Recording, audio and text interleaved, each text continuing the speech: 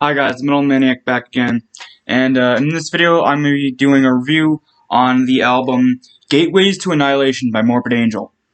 The album came out in 2000, at the start of the millennium, so this was, I guess, a new frontier for a lot of old school bands, and a test to see if they could stay relevant.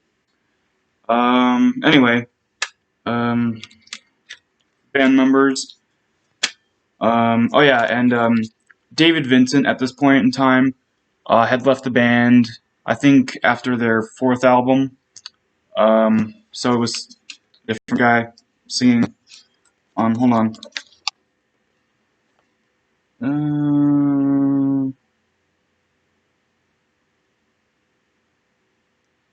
Here we go.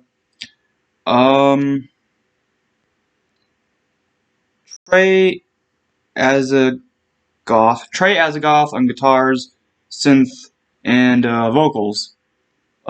Steve Tucker, yeah. Steve Tucker is the guy who replaced David Vincent on vocals. But yeah, Steve Tucker on bass and vocals, Eric Rutan on guitars and keyboards, and Pete Sandeville on drums. Oh yeah, so also this is the CD version.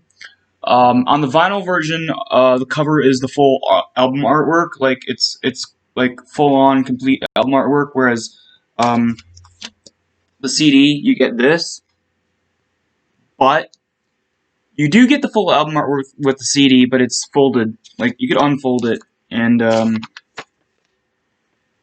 there you go. There's the full artwork. Yeah, it's very awesome. I love the artwork. Like it reminds me of like the landscape and the buildings and everything from Doom 2: Hell on Earth.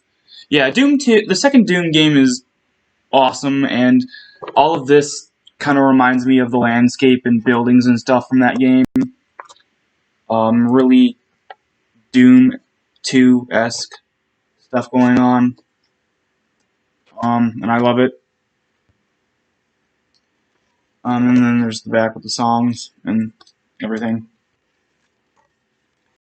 One thing that I want to mention is that this is not an original release. This was a re-release. I believe. Yeah, this is a 2007 re-release, but I don't even think this is a US re-release or an English-speaking country re-release, because on the back. Okay, so on the back there's song titles, which are in English, but for some reason all the small stuff, all like the legal stuff, is in, I think, Spanish or Portuguese or something. So I guess this re-release came from a Spanish-speaking country. Yeah, even there's two different record labels on here. Like the usual one, Arcane Records, which this one was originally released on, and then Del Imaginero Discos. Like I think, yeah, I'm pretty sure this is. Yeah, this is definitely from a Spanish-speaking country. I don't know if it's from Mexico or Brazil or something like that. But anyway, yeah, songs. Okay, so the album opens with an instrumental. Now, I usually don't I don't really like albums that start off with instrumentals as the opening track. And this one's very weird because it's technically not even an instrumental. It's the sound of like weird sounding frogs in a bayou. Like, it's called I don't even know how to pronounce this. Kawazu, Kawazu. I've heard that it's actually backwards. Like Uzawak, I guess, is frogs in a different language or something like that.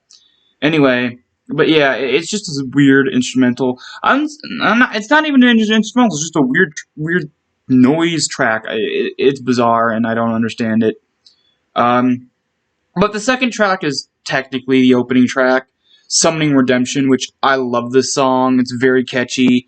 One thing about this album that you'll notice compared to other Morbid Angel albums, especially the ones before, all the ones before this one, like all the ones before this one were very traditional, old school death metal, and stuff like that. Whereas this one's more of a doomy sound. Like a lot of the other stuff is very, very fast. This one, even though it has some fast parts in it, some fast songs, it's more slowed down, a lot more atmospheric. It has just a lot more feel to it in terms of atmosphere. I'd say probably the other most atmospheric Morbid Angel album I've heard so far is what was it? Oh yeah, Altars of Madness. But I've only heard a few. I only own Altars of Madness in this one, but I have heard like at least 2 other Morbid Angel albums.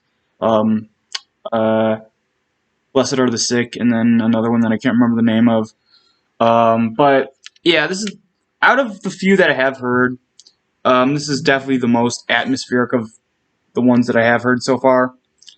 It's very doomy, very slow paced, very I don't know. It's just really cool. I love it.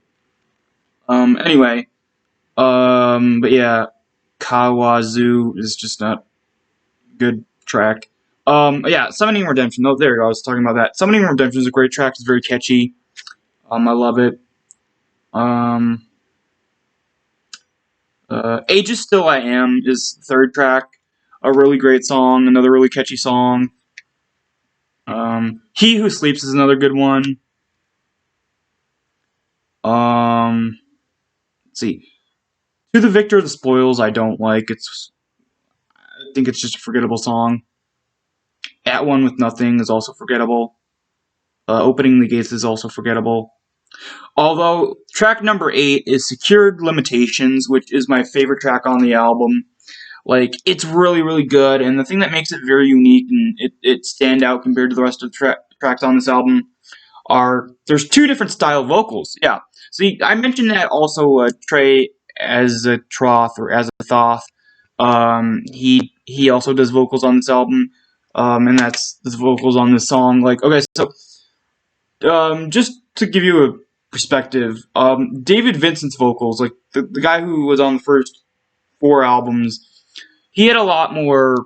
Like on the very first album, though, he was very raspy. He had a very sort of rasp to his vocals, and then like the other 3 albums he was on, he did slightly more guttural, not very guttural, but very slightly more. But still had a little teeny bit of the rasp, but not as much as on the first album. But Chris Tucker, hold on, I think it's Chris Tucker. For some reason I always forget the dude's name. I'm not good with the names sometimes. Steve Tucker. Okay, Steve Tucker. Yeah, I had the last name right. Yeah, Steve Tucker. He has a lot more guttural vocals, a lot more bellowing guttural vocals than David Vincent. Yeah, so it's a Steve Tucker on the song Secured Limitations, but there's another vocalist. That's the guitarist, of course, or Trey as a goth, as a top, whatever. Him. So of course, Steve Tucker's vocals are the very bellowy, guttural vocals, whereas Trey's is like very raspy. Almost Trey's vocals on this song almost resemble David Vincent's vocals on the very first Morbid Angel album, Altars of Madness, in a way, but Trey's vocals are slightly more hissy, like a hiss rather than a rasp. Slightly more snake-like than smoker-like, is the way I could describe it. But yeah, I love the paired vocals of the more guttural vocals paired with the really hissy, raspy vocals. I love it. Makes the track stand out. Track number 9 is another instrumental. There's 2 instrumentals. There's this one, the top one, and then this one, Awakening. This one is actually an instrumental, not just a bunch of noise. I actually do like this instrumental. It's very dungeony. Like, it's very like the drum, like it's very drum driven. It's not very drum driven, other than yeah, it kind of has some guitars in it too, but you hear the drum mostly, and it's very booming. Like I don't know how to describe it, but it's very good. Then track number 10 is I, just I, not even it's not the Roman numeral I, just the letter I in caps. I really love it. And then the last song, God of the Forsaken, is okay. Um, Overall, this is a very good album. Again, when I first heard it, I was very surprised, since I usually don't like albums from the modern era. But this is really, really good. It was very memorable, very just a lot of talent went into this album. Like, it's just amazing. I'm gonna give it a 7 out of 10. There are actually quite a few songs on here that I don't like. Like how many? One, two, three. No, only 3 songs on here that I don't like. But there's only like what? I would say 2 songs that are extremely, extremely memorable. The rest are just okay, are okay to pretty good. There's only like 2 extremely memorable, good, great songs on the album.